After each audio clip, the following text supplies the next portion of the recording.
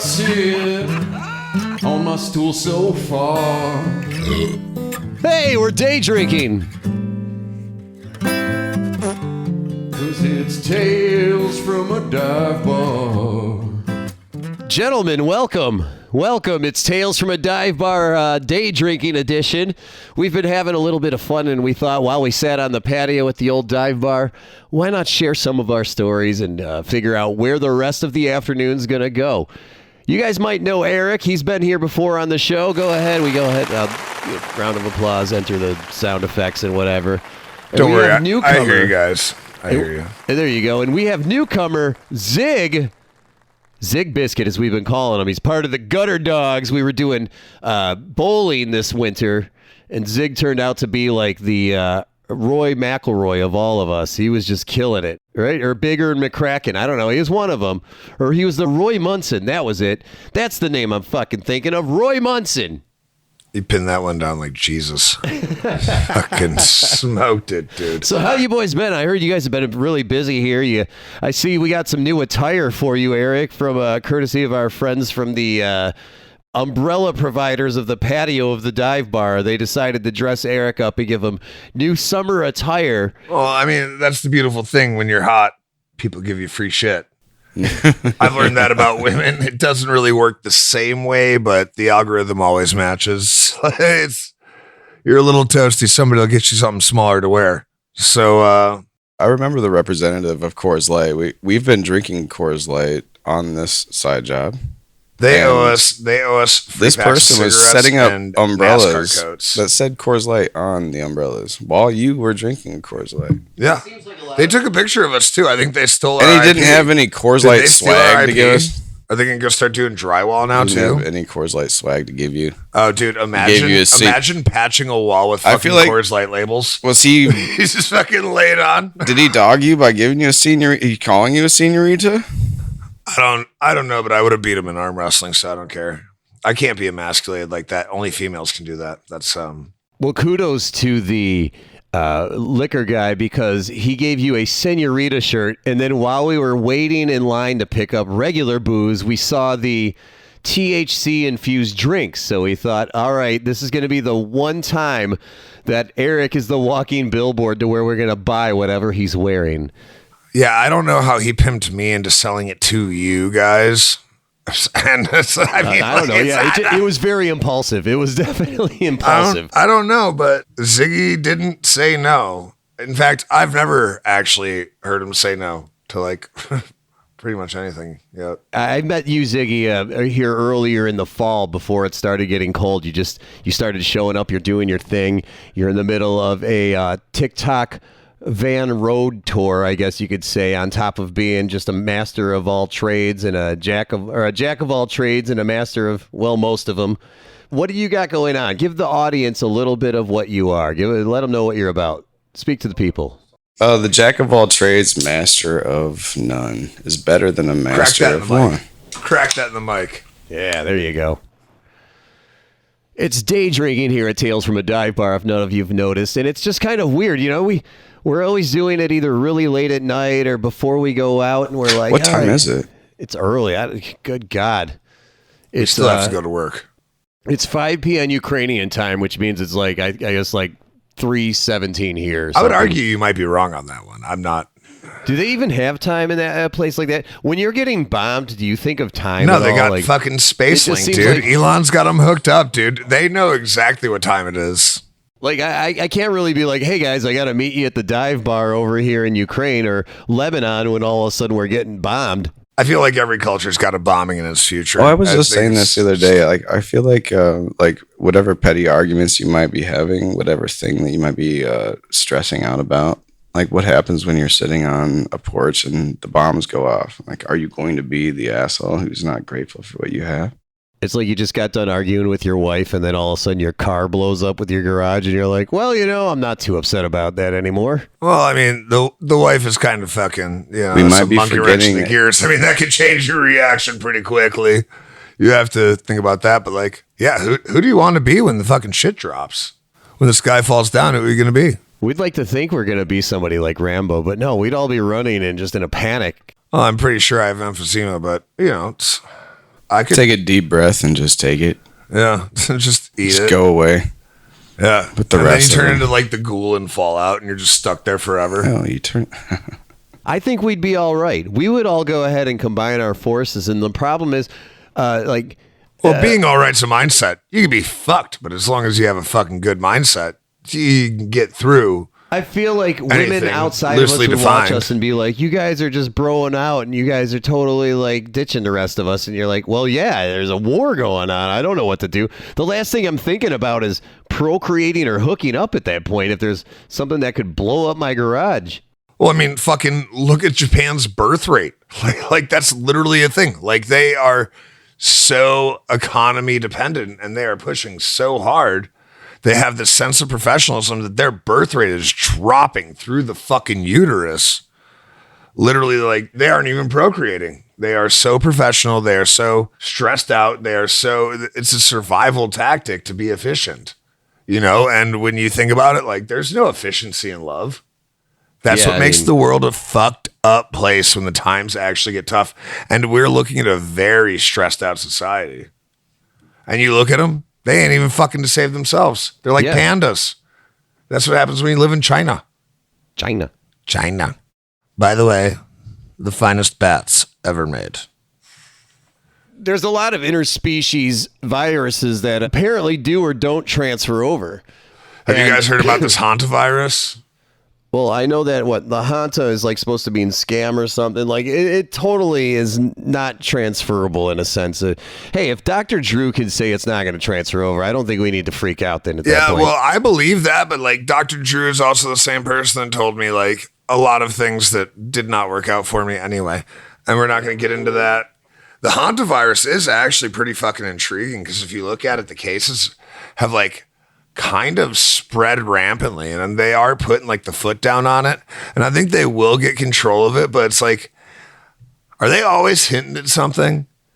Do we always have to be on death's door? Does it always have to be there's like always one little boogeyman somewhere there? yeah, just like waiting does for you. tomorrow always have to be the fucking end? Like what is going on? What's really A group as a hive mind really becomes its own victim to its own mob, to where you kind of perpetuate yourself into becoming your own enemy, and then you take it out on everyone else. It's weird, but that's why I always looked and said, that's why one person who says, hey, I'm not part of the group, I'm not part of the mob, I don't want to be part of the mob, I'm an individual. You shouldn't be able to go ahead and tell me to shut up. You shouldn't be able to tell me that I'm going to stop doing what I'm doing, or we're going to come and get you. You're going to intimidate me with numbers. well, it turned into a weird thing because we turned being the individual into being the normal, right? Yeah.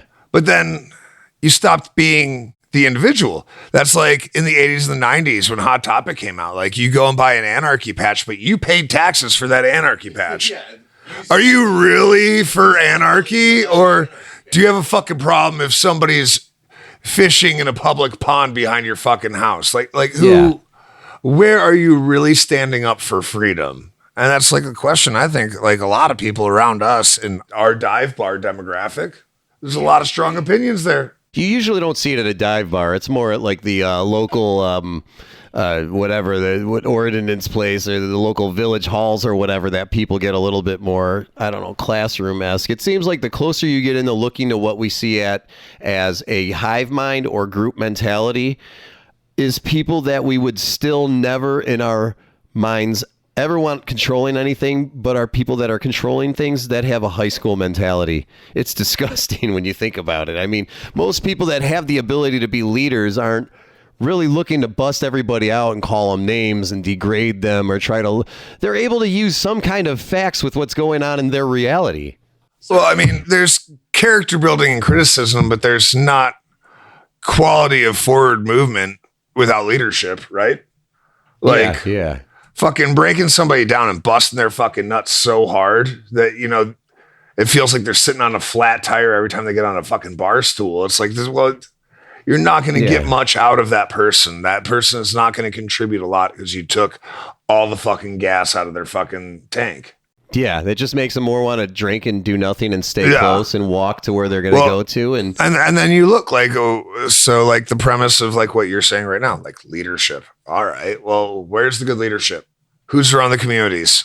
And like I say this as like a Trump supporter and like a staunch conservative and somebody who's changed based on the information I was given. I can't stand on any one perspective. As far as I'm concerned, it's a fucking psyop, you know, and I got so deep in the mess that I have to believe that everything is engineered, and not to like some sort of paranoia level, but you can anticipate behavior. Yeah. I was a bartender for how long? I've done how many things? I can anticipate people's behavior. I can tell you 2 minutes before they do that. So now if you put the triggers in place, if you know this couple's going to fly off the handle because you give them an extra shot of Jameson or you give them another vodka soda and you know that that shit's about to go unhinged, well, then that's a conspiracy, right? Just like everything else. So it's like, it's almost like you're like, oh, they're one shot away from all of a sudden throwing a so drink across the you room. look at the situation. It's like you stoke the flames, like, and you look at like what current administration's doing. They find these little fires, and then they blow gas on them, saying that you have to make it so big that it's going to burn everything out. They create the crisis and then say, "Oh, we need your money to fix the crisis," and then they keep the crisis going. False flags. We've been seeing this. 2 decades before the Kennedy administration. This is, people would even argue that Pearl Harbor was like this. But manufactured emergencies put people in a state of survival financially, physically, economically, where they're at, the media that they're being given. And it gets super fucking ugly inside that person's mind. It's easy to get defeated. And then you see pharmaceuticals on the uprise, on the upswing. The harder they go at us, the more the prescriptions come in and the bigger the pharmaceutical companies get. It's absolutely fucking ugly. They're destroying all of our independence in mental warfare. That's one of my biggest arguments is that, it's for the greater good or for everybody. And you're like, no, that shouldn't impede on my ability to just live without you guys and say, I'm not interested. I'm not interested in paying towards this. I'll go ahead and volunteer money towards what I'd choose to put a cause towards, but why am I doing it and not seeing any progress for all of these other things that go on in life? And it's not just on a federal level, it's on a local level, it's a municipal level. Most people don't get political on a local level at all either. They don't look at Dalton, Illinois, look up what that mayor did. She ended up getting basically charged for embezzling over $2 million from a town that's got a population of probably less than 100,000. Yeah, just ripping people off. $1 billion in politics. So messed up. In a small farm town where the farms are struggling to stay alive. But politics is greed. Greed is corruption. Corruption's always going to happen. And that's kind of like why capitalism is the only fair game. The towns I grew up in were ghost towns. All of the towns, they were coal mining towns. Checks out. You've been a fucking ghost this whole goddamn show. Well, hello, people. Hello. Because You're absorbing. You're sponging. He's sponging on me with his free Miller Lite glasses. All right, let's get to know Zig for a short second. All right, Zig. If you are hanging out at the dive bar, this is the man you go to change your local oil. Like not even a half of a block or two away from us. Zig is there. Right now he's on break. He's on vacation, so he's just been hanging out with us, just going, what the hell are you? Let's get drunk here in the middle of the day. And it's like, yeah. There's no vacation for oil guys. Yeah. No vacation. You picked up side work here, so you guys are doing that. No, they're just justifying not paying him for arthritis in 20 years. But yeah, Zig, what have you been up to, dude? Tell the story. What have I been up to? Yeah, tell us last time How the fuck did you end up at Valvoline? Oh, well, yeah, I didn't have. Yeah, what is that story? How'd you end up where we found you? Yeah, right. Where you found us, rather. Where I sort of decided to just call it quits and like live that way. Like it's a dead end job. I wanted a dead end job. I specifically sought out a dead end job. I really did. You're just like, I ended up. I'm planting my flag here and sort of. Fucking let life take me where I go. Yeah, and you just ran into us and you just decided, all right, these guys are cool. I'll hang out. Kind of, yeah. That's how it happens. It is how it happens. What did you do before this, though? Were you like what other? I mean, you've taken old Betsy Lou or whatever you're calling her. Your travel Large Marge. First of all, Large Marge. Speak her name with authority. It's Marge. It's Marge. Large Marge. He ended up in our little divey town, hanging out there, just partying on the patio in the parking lot. Yeah, I got to grab a beer too. Since blood, he's Liolite. He is. He's natural. Sort of, yeah. Yeah, I found Nels actually while I was sort of wandering on Thanksgiving Day, and Nels had free food. I was hungry. I was wandering around. I walked into Nels, and they took me in like I was family. And I've been. You are the most well collected transient I've ever met. I don't know how you stumble through all of your situations. That is so. Like you went in there and you got like slice of free turkey from Ashley, and she's just like, "You're cool." Yeah. Well, you were wearing all the denim. You had the denim outfit going on. I usually wear denim on Canadian tuxedo. I had Canadian tuxedo. He walked right in with it. And you're my god! I've had a little friendly nod there with the like. Was it worn out? Like were you? It is worn out. My denim jacket is like you were full Alberta. Zig came in. It looked perfectly natural. You're like, man, he's got it going on. If I tried it, I would look goofy and awkward. They'd be like, dude, you look like a weird, creepy Gap model who's look at the fucking guy. He's never looked bad a day in his life. Yeah, that's a good point. He's gonna be all right. Yeah. So, like, what capped you out? When were you like, yeah, you know what? Let the crowd know you. Let them get to know you. Fuck this. I'm hanging out under a car all day. Yeah. Oh, just stick me in the fucking pit. Don't talk to me. I have enough money. My life is a Dostoevsky novel. It's a sad romantic novel. Like that's like all of a sudden that's what you realize. It's like you're like a romantic alcoholic. Well, a hopeless romantic. Well, I mean, but like, isn't that kind of the point? Like, if there's no romance to it, then why are you doing it? Because you have to put flavor onto it to make it taste good. Make it hot and spicy. Well, like why? Like, sometimes life's a turn, right? And you lose your sense to taste it. Yeah, absolutely. I had lost my sense to taste life.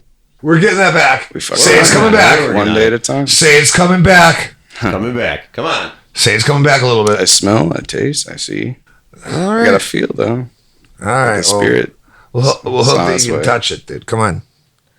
Get out of that dark hole. I don't got a long enough rope, man. I got to get my own ass out of here. What do you want to be when you grow up, Zig? Come on. Give us an idea.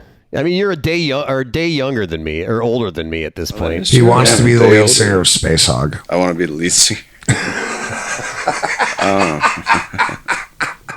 He'd be a good replacement. I think I want to just sort of study throughout the rest of my 40s, and by the time I'm in my 50s, I would like to be a counselor. I would like to talk to people that have dealt with trauma.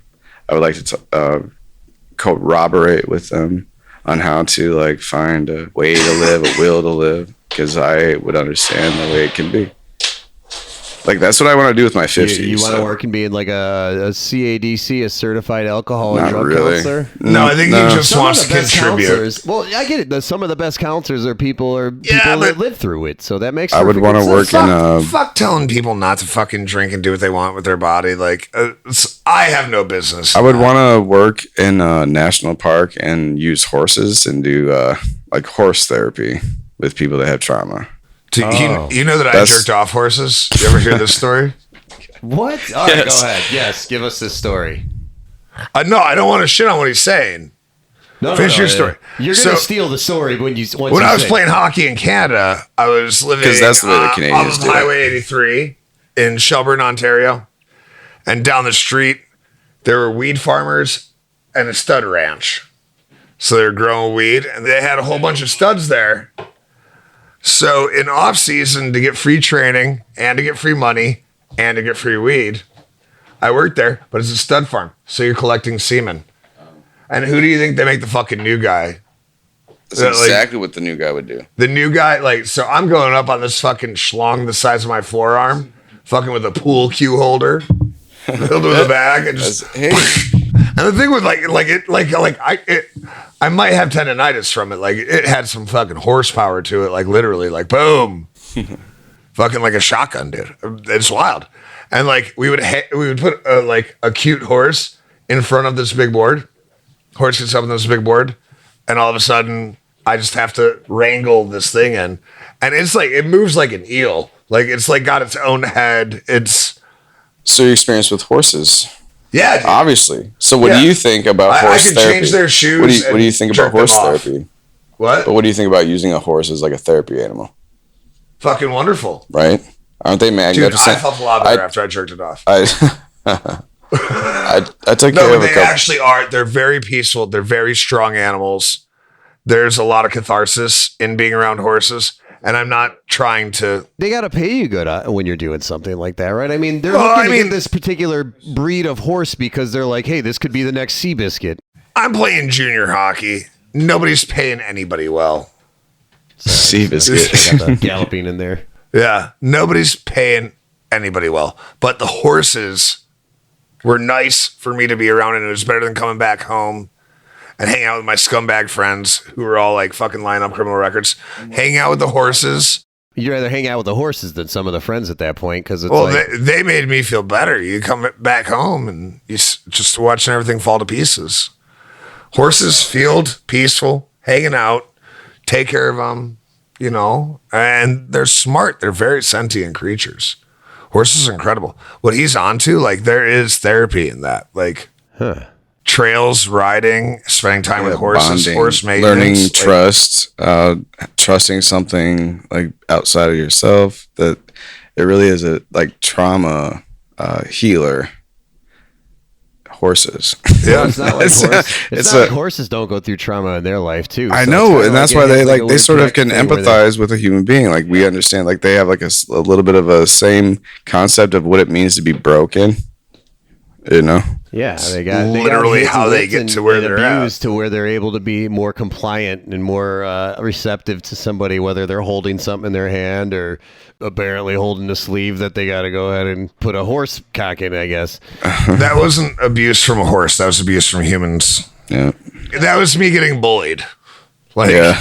I don't know. Has anybody ever been bullied like really well before? Because it changed my life. You know, it's like best thing for me.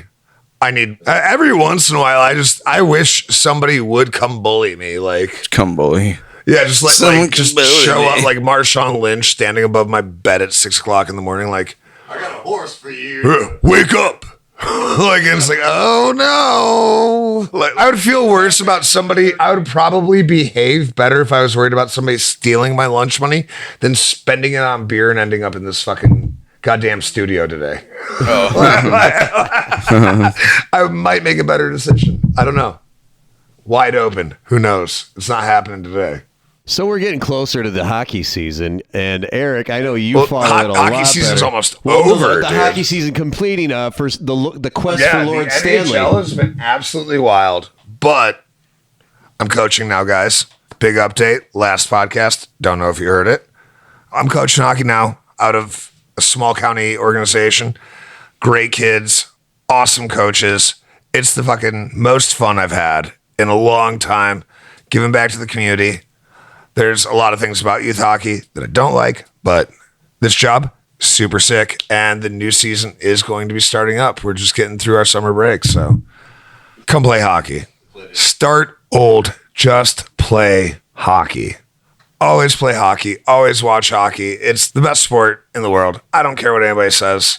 I'll have the argument, but these are all opinions anyway. Well, when you're dealing with kids too, do they keep their attention span enough to actually absorb it, or are they kind of like in that stage where it's like t-ball, where they're gonna like walk like they're a giant or something to first base after they hit the ball, or just miss it off the tee? There's people that comprehend the sport, and it has nothing to do with intellect. There's like a physical comprehension of the sport. There's like a certain flow. You just see the way they're moving and like their way to interpret how to play that game. And you see these kids, you know which kids are going to be Division I, major, junior, professional someday. You do see it. But the other kids enjoy the game so much that, you know, like half of coaching is trying to get these kids to keep up with those kids. How are you ever going to catch this kid? Well, there's that one kid that's like a superhuman, and you're just Yeah, like, well- all right, they need to go ahead and go to the traveling hockey, whereas the rest of us are going to stay here and try not to have a catch a puck with our mouth. The answer's pretty short, though. Yeah. Put lumber on them. Put lumber on them all the time. Well, it keeps the kids' attention spans longer. I bet a kid who plays hockey when they're a little kid gets a much more active attention span than a kid who's playing video games their whole life, or a kid who's playing hockey video games. Well, there's kids that aren't happy no matter what. Like, it doesn't matter what sport they're playing. It doesn't matter what family they're in. Like, you can't have everybody fall in love with a sport, but you try and make an impression on all of them, whether it's that they don't want to play hockey or that they're going to be great someday. You know what I mean? Like, who do you think's going to win the Stanley Cup this year? Oh, man. I love Montreal, but I think they're going to get cooked by Carolina. The best man is going to win. The best man is going to win.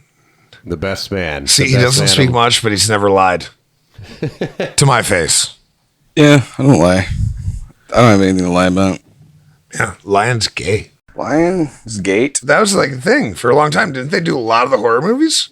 All of them from the late 90s. You had Scream. That was like Lionsgate, and then like I think like what are we talking like mid 2000s? Like wherever Rob Zombie went, that took over, and then you had like A24.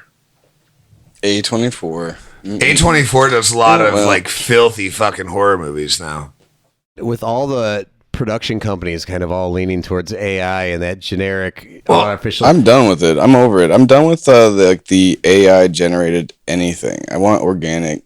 Well, and I feel like they cook themselves out. Like you see these companies like Miramax. I feel like we're done with the torture porn era of horror. I think it's time for more psychological horror. I feel like that's the thing that like it could be a little slower or something like. Well, we need to go back like Hitchcockian era. Yeah, like more Wes Craven. You know what I mean? Like, sort of just make you think Wes about it. Wes was kind of the end of it, but like just the shock and horror of what the fuck did I just see, and like now that's in my fucking consciousness. Okay, thank you for putting those images in my head. Well, I think that's what it is. It's all about that shock trauma. It's no longer about a storyline where you watch people get in a van and watch them travel and have fun, and then horror happens, and then it was weird. They made us look for it. Yeah, they made us look for it because it was like taboo, right? Exactly. It was you used to have to go and rent it. You had to like present it to someone behind a counter, like almost like you're like getting like fucking prescription drugs. Like we fucking shrunk our own heads into like, and all of a sudden the Boston bombing is like something you watch on Rewind, and it's like, what the fuck is wrong with me? Trauma. Well, that's we're all traumatized. That's why you need horses. Trauma. It's instantly in your face. There's never any kind of story buildup. It's just like the shock value of all of a sudden everything's normal, and then boom, car accident, and then you look over and you see behind the seat and it's somebody missing their head, and you're just like, I don't know. Shock and awe. I haven't watched a lot of horror movies lately. I'm falling behind on the genre. I'm falling behind on all genres lately. Same. But it feels like AI is kind of taking over. I think the genres are quitting us, dude. Like they're quit. AI is just it's just a copy. It's just copy and paste. Finding like what sells, what like makes like what gets the best ratings, and then they like amalgamate everything and put it all together, and then boom, you have this like new scary movie. That's what AI does. It's all about an algorithm. Well, and it's like it's just annoying. It's so cookie cutter, and it's a programming tactic. You're watching like major networks and everything. I think you're watching them just fucking absolutely crumble. Because people are sick of being programmed. Exactly. We're sick of AI. AI. They are.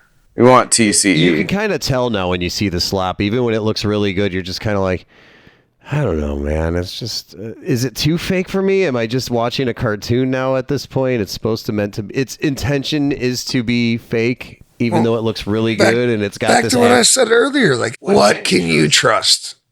I can't even trust the guy at my corner liquor store to turn on the fucking cooler overnight. That's a good point.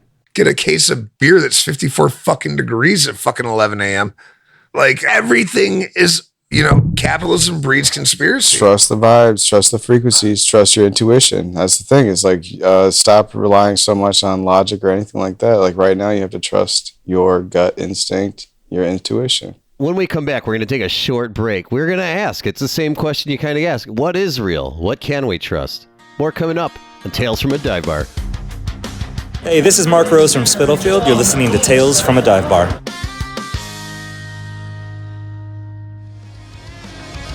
Hey, this is Brian From the Start. Check out our new album, Neighbors, and you're listening to Tales from the Dive Bar. Welcome back. It's Tales from a Dive Bar. We were unraveling AI and all of the things that we thought could be real or unreal. And the big debate was, what's real and what's not, based on the fact that AI's kind of made things feel a lot faker, or just everything around us feels more augmented. I don't know, but you got to stay based and focus on the things that are tangible. These new magnets, Tales from a Dive Bar magnets. These are looking good. Great artwork. I'm glad you reached out to whoever courtesy you of did. AI. I could not draw that, but I could picture it and I could type it into a prompt, and that's what it gave me. So yeah, you prompted the shit out of this magnet. This is a fantastic little piece of art. I'm going to be so happy to hang my report card. The only one that was ever good on my fridge with it. We'll also be selling them online at talesfromadivebar.com. So yeah, you can check that out, and it's all exciting and fun. Yeah, send an email. Stick them on your favorite bar's cooler. Yeah. Get them hanging around. I did get a sale, and I didn't realize it was sitting there, and I'm like, why do I have a $9 budget or whatever? I had an order from October of 2025, so I reached out to the person. Thank you. You're going to get some extra magnets just for waiting so long. Oh, you fucking nailed it. Anyone who does buy any more magnets on the website at talesfromadivebar.com, you will not have to wait nearly as long as that person, because at least now my phone will prompt me if somebody does buy anything instead of me just logging in and going, oh, look, there, I was not expecting that. But thank you. Yes. And absolutely. We're back. Well, speaking of magnetism, let's talk about our buddy Zig here, dude. We've kind of been leaving him in the backdrop. Yeah, you guys have some magnetism. I feel like he's just... You know what? The girls were making fun of you guys because you're a bromance, because you guys were just clicking on all cylinders a couple nights ago. It just wasn't fair. Well, we make fun of the girls because they get fucking along with each other, so it doesn't matter. They're too busy fighting each other, and you're just like, you know what? They're jealous of us having a good time. The whole time I was sitting here thinking about this thing from my childhood, driving down 55 South with Drive by the Cars, right? Who's gonna drive? With the new action figure, the Kevin Costner Robin Hood action figure. Ooh, Kevin Costner in my lap. It was a good Robin Hood. Staring out the back window of my sister's car while that song's playing. And I'll always remember it. And I time travel that way.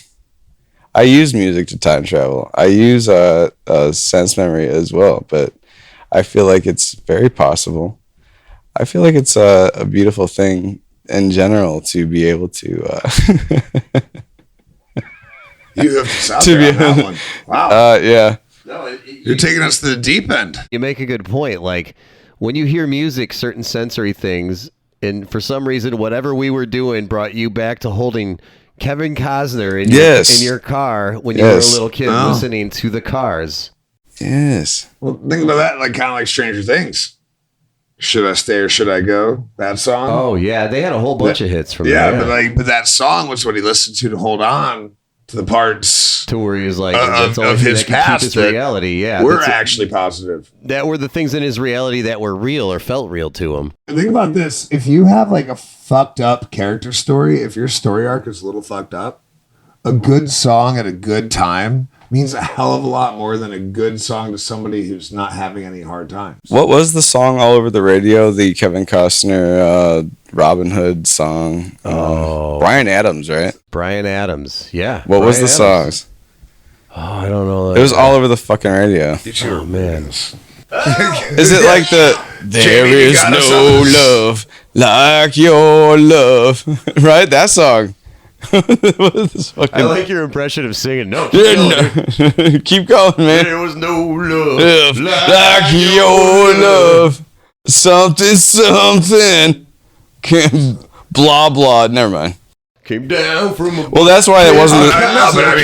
That's why it wasn't the song in my childhood memory. To be fair, I don't actually know the lyrics, so you almost convinced me. You almost sold me on that one. Oh, that's a weird thing about music is, guys, we hear sound, whereas women hear the words. So all we hear, like when we hear a... Oh, no, I definitely fucking hear words every time a woman speaks. Yeah, what is that name of that song? Let's be honest, nobody's wheeling it in. No one gives a fuck. Yeah, who cares? All right. Nobody's wheeling it in here. It used to be a #1 hit. Yeah, well... Yeah. What would you say the #1 hit for this summer is? Like, there's always a summer banger that's always coming out. Probably something written before 2013. Yeah, it's still 10 to 15 years old. Yeah, dude. For sure. We've yet to discover the summer banger. It'll be I something mean, they'll be like I'm white and I'm aging, so I'm sure it's going to be like Don't Stop Believin', or like, yeah, like I'm going to go yacht rock here probably. Like as soon as I get like a little bit more financially stable, I'm getting a fucking pair of loafers. All right, maybe we should all bet a drink on it. We'll just bet what genre we think will have the summer banger this year. Will it be yacht rock, pop, rock, 20s flapper. indie music? I don't know. Like that might be an option. The 20s are coming back. 20s flapper. Swanky swingers music or whatever. The speakeasies. They're coming Electro back. pop. I'm going to take, It's gonna be based on the set list at Riot Fest this year, I'm going to take early and mid 2000s emo, screamo, post-hardcore, pop punk. Right there in that genre, like your Hawthorne Heights area. Oh yeah, early 2000s. I see where you're coming. I think that's coming back, dude. Like, I think it's targeting us or us people that were that age when that was coming out and big. But I think it's targeting us because now we're seeing folks like Iggy Pop and Tool coming in, and we're like, oh, let's see it because we're the older crowd. You know, it's exciting though. I forgot all about that. That they got Riot Fest going. Did you on ever here. listen to Iggy Pop and the Teddy Bears? I'm a punk rocker. I was introduced to it probably like a year or two ago. I'm not really even sure when it was released, but it spanned a generation for me like that. Like I remember the first time I heard INXS. I never like cared about INXS. That was not like in my genre. Yeah. That wasn't in my wheelhouse. And like Don't Change like is like one of my absolute bangers. Like music is so Now I cathartic. listen to it, I'm like, okay, I like Devil Inside and some of these other songs that when I heard them when I was a little kid, I was like, this is just dumb. Well, and then think about songs that you loved, and then you hear them now, and you're just like, the first time I heard The Chauffeur, I was changed by my opinion of that band. The Chauffeur by who? Who? What are we? Depeche Mode. Oh, dude. Depeche Mode. I had to grow into Depeche for sure. Like, I did not like them like when I first heard them, but that was also because I was like a purist. I was snobby. But like when I like did a road trip to Toledo, Ohio with one of my friend's moms and him, she listened to Depeche Mode on bang the whole time, just on repeat. Like you felt a little insane by the time it was over, but you had a new appreciation. Ziggy, I could see you hanging out there all denimed out there in, is it Douglas Park this year? Where are they doing it? I don't even remember now. I don't know. Why don't we go? Park. Why Douglas why Park. don't we go there and do a cast? We should. I should smuggle a couple of microphones in, or maybe see if there's a couple opening local bands that can get us. I Some mean, don't worry about it. Just apply for credentials. We'll see what happens. Yeah, why get not? press creds. Let's try it. Let's try it. I've never done it before. There's no reason we couldn't get press creds. Jason, play that song. What song? I think it might be Duran Duran, though. It's not fucking Depeche Mode. I don't know. What song? The Chauffeur. The Chauffeur by Duran Duran. I don't know if that's the song. It's not Duran Duran, is it? What is the fucking... Let's check it out. Oh, he's right. The Chauffeur. Duran Duran, 1982. Yes. Boom, I you can't play it, nailed dude. it. I used to there. think I hated Duran Duran until I heard this song. So. You fucking peg that thing down, dude. We're going to put that bad boy in the touch tunes. We're going to go ahead and get y'all liquored Yeah. up, and then all of a sudden that song's going to come on. Oh, don't get The jacket's going to come off. He's going to start swinging it around. Magic fingers. You don't want to see us liquored up together. Oh man, it's gonna be wild. I hopefully No, I we're get out gonna of we're work gonna early we're tonight. gonna order Hopefully I can Chinese sneak and out take a week- nap. Work tonight and then hang out with you guys. That's what I want to fucking do. Call off, dude. You're sick. I used that last week, but I was actually sick. So All that means is that you have to show up one day sick to work. yeah, that's Like true. if you call off sick, but you're not sick, that just means that you just have call to off go to on one work. day. Yeah, You just have All to right. go to work when you are sick, which is like double hell. But did you get that day? Did you get that respite? Did you get a few extra bucks? Yeah, Damn right I'm did. just saying, I have a certain policy about being a bullshit artist. I have a certain policy about life, liberty, and the pursuit of happiness. The inalienable rights. Well, we're right by the 250th birthday of America. So go ahead, give us one of your runs, I guess. There. Like the way I fly my flag upside down right now. Because of the current, not the military at all. I respect, honor the military. It's the governing body. Well, it's just government then. It's not the people. It's the governing body. It's kind of It's like an this. Most entity. people are good. It's just the people that are in government wild are beast. awful, you know? It's a wild It's beast. all corrupt. Everybody's getting It's pimped. very corrupt. Everyone's being pimped. Everybody's being pimped. What's even real about it, though? That brings us back to our original question. What is real and what isn't? Yeah. I don't know, man. I don't believe anything that I hear come down like standard modern media, you know, your large media. Like, do you trust that, Zig?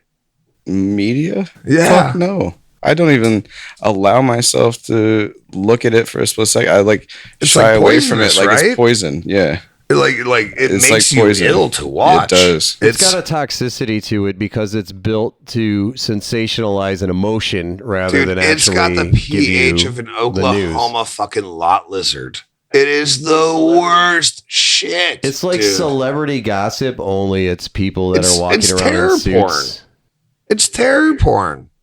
To watch every single administration we've had since JFK literally get like finger puppeted, Yeah, it's all propped up, it feels like. you know, especially like by Israel, by the Saudis, by Iran. Everybody's in somebody's pocket and nobody's really doing anything good for us. And we're going broke going to work. We're going broke going to work. Yeah, how do you pursue happiness like How that? do you pursue happiness if you are constantly pinning pen, tightening your belt, Oh. living paycheck to paycheck? Like I wish I could have higher than like 8% body fat. And I'm like talking like I'm Ethiopian, but fuck. God damn, wouldn't it be nice to go to Morton's? It'd be nice to afford the price of living. Yeah. I don't know, it just it sucks because everything has gotten more expensive. That's the thing that I see that affects me directly. In any Yeah, way, but shape, you or also form. know what? We also have to stick on, you know, the mindset like none of that actually controls our happiness. Yeah, exactly. It doesn't sit there, you wake up and go, Who we "Oh, are and son what of we a-" bring to the table, you know, is not predicated by the environment around us. It turns the pursuit of happiness into someone holding a carrot in front of a jackass. We'll never attain it. We're always thriving, pursuing, always all survival. pursuing, never Yeah. attaining. No thriving, always surviving. Well, I got some ranch and I do like carrots. Or I got a ranch and I do like carrots. Yeah. I don't know where I'm going. You there. are a person that would like ranch. You gotta, you know what? It's the way you take it in your mindset. You know, it's all about being an way you optimist or take having ranch. a positive mindset, no matter what crap's getting thrown at you. I think there's things Especially that are ranch. more local that effective or hit us more than what's going on, you know, across the world. The shit that's going on across the world that's you could easily look at and say has a direct effect is you look and say the price of everything is going up. Price of ranch And in now it's going to China. go down, and then it'll be politicized, and then okay, they're going to brag about it. Midterms come, and then guess what? We're bombing people again. That's just how it goes. We're not part of their club. We're not part of their group. We're ants. The people in Iran are in trouble. That's what we've got right now. Well, because our dollar is the petrol dollar. Well, yeah, it's a fiat currency. It's not the gold standard anymore. It hasn't been for a No, long it time. got who was it? Eisenhower that took that away, right? And now it's the petrol dollar. Yeah, so it's Saudi based Ara- on barrels. So and Saudi Arabia decides to just well, and- say, yeah, fuck well, you, based America. on our oil production. Now, like, okay, we took over Venezuela. And Our we're so- oil addiction. You should Yeah, say. well- it's not just a consumption. It's a fucking addiction. but our ability to create as an export, like, why do we just blow fucking Venezuela's dog shit up? Why do we do that if we're gonna still end up with $5 fucking a gallon gas prices because we went to Iran? Just because the Strait of Hormuz is all jammed up. Like, why did we go there? Familiar with what I remember even during the Iraq War, early 2000s of 2003 to 2005. It just, you know, exactly everything kind of went up in price. Everything jumped. There was this big sensationalist concept. There was always the big fear and boogeyman that something could possibly go wrong. And in the meantime, there was all these little nuanced things where they're always, and this is where I look and say, why must there always be this nemesis? It exists and it's out there. We can't trust a government that our government put into place. We can't trust government in general because it's just government. Like it doesn't. Where have to do we be go anything. from here? When is it time to develop a new philosophy, a new way of thinking, a new religion, a new testament? When is it time? When is it time for this age to end and the new age to begin? When is it time? When do we decide? Is that the question? when they fire up CERN and the Berenstein Bears become the Berenstein Bears again. We're at the end of an age and the beginning of a new one. Well, that's the thing. We're nothing short of having to have something maybe outworldly in order to occur. You have UFOs coming into the world now, into the fold, this declassified stuff. Oh, isn't that fucking incredible? Like, hey, we're going to go ahead and do full disclosure. Once they start enough bullshit between the Epstein files and all of the other bullshit. Like mycelium. What if human consciousnst becomes like a mycelium and we become connected? What if we got the cat virus? I mean, think about we all got toxoplasmosis. Well, I mean, like, no, but toxoplasmosis, right? Like, that's the thing. Like, it's maybe the cats have had us under a spell since Egypt, dude. Like, they've had us under their spell. We've had maybe we're under dogs spell. and cats under our spell as well. Like, they depend on us just as much as we depend on them. But they genetically developed themselves to be to manipulate us. Something that we would take care of. Like, why the fuck is a chihuahua a thing? So it can be taken care of by us. Why is a beefsteak tomato a thing? What? I didn't mean to hit you with that violent what, bud. What have we learned from the show here in the last minute or two of everything? Don't forget where your beefsteak tomatoes come from. Don't eat meat unless you know the butcher. That's what I'm saying. Oh. Yeah, beefsteak tomatoes are paramount, and meatloaf from plastic case is not a good thing to have. No, especially if it's freezer burnt. Don't do it. It's not worth it. Long story short, listen to us more. Get yourself a magnet coming out of Tales from a Dive Bar. We are two dudes from a dive bar. We've been here before. We just came here for a conversation. We're glad to have you. Can't wait to see you. If you ever see us, reach out. We'd be happy to bring you on an episode. Jay and Ziggy, you guys want to give a peace out on your way out? That was perfect. Perfect. Absolutely. 100%. Don't forget to wear your diarrhea pants. Don't forget to wear your diarrhea pants, especially if you come out to hang out with us. We love you guys. God bless. Stay safe. Stay wonderful. Go to your local dive bar. Support local. Stay awesome. Bye. Peace.